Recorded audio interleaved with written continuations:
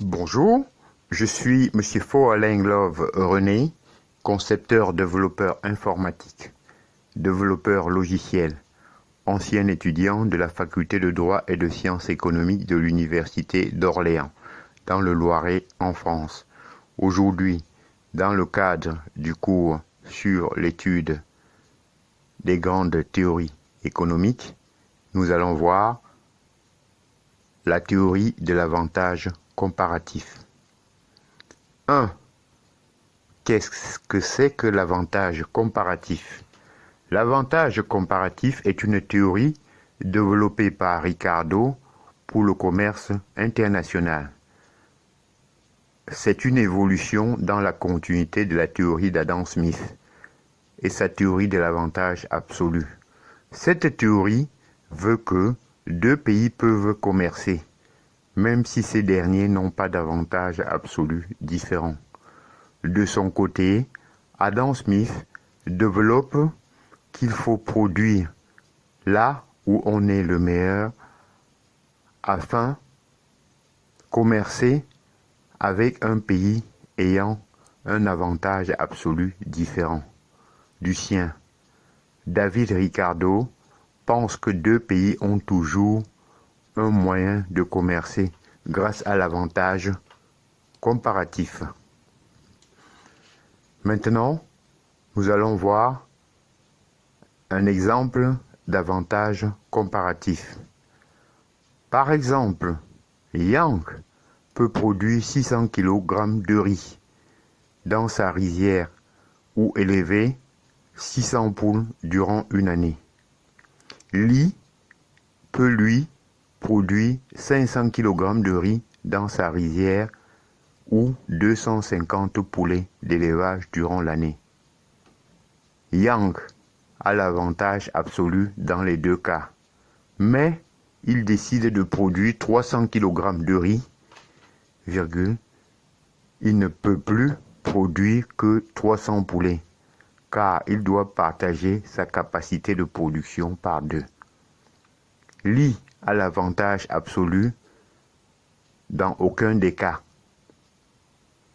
Mais la théorie de Ricardo prouve que les deux ont tout intérêt à commercer l'un avec l'autre, en se spécialisant tous les deux dans le produit pour lequel ils ont l'avantage comparatif. Si Yang et Li décident de ne pas s'échanger en dépensant une capacité équivalente pour chaque produit, ils peuvent produire respectivement 300 kg de riz avec 300 poulets et 250 de riz avec 125 poulets. On a donc un total de 550 de riz et 425 poulets.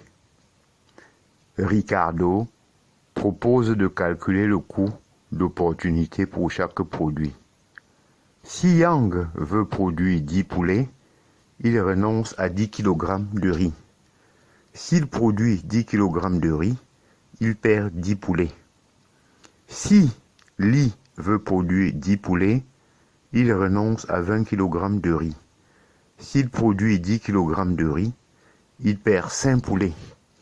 Yang a donc un meilleur avantage comparatif sur le poulet. En effet, il perd 1 de riz en produisant un poulet, tandis que Li perd 2 de riz en produisant un poulet. De son côté, Li a un avantage comparatif sur le riz.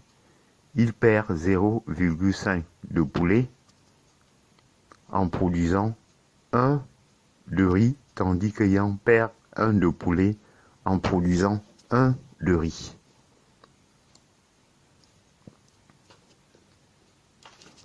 Si les deux décident d'échanger et de se spécialiser, là où ils ont un avantage comparatif, ils peuvent produire en tout 500 kg de riz et 600 poulets.